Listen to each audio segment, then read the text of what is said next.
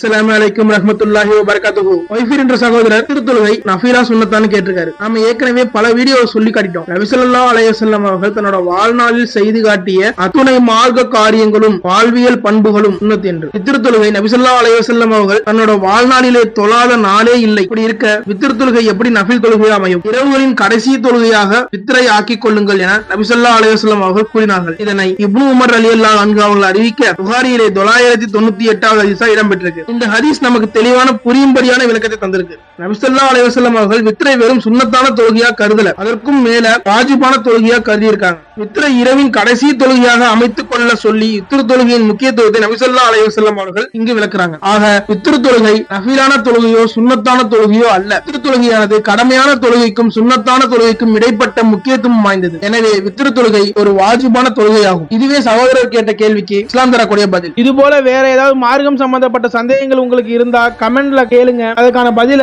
வரக்கூடிய வீடியோக்கள்ல பதிவிடுகிறேன். எனவே நாமும் நபி ஸல்லல்லாஹு அலைஹி வஸல்லம் அவர்கள் இட்ட கட்டளையின்படி வித்ரை நமது இரவின் கடைசி தொழுகையாக ஆக்கிக் கொள்வோமாக. ஆமீன். ஸலாமு அலைக்கும் ரஹ்மத்துல்லாஹி வ பரகாத்துஹு.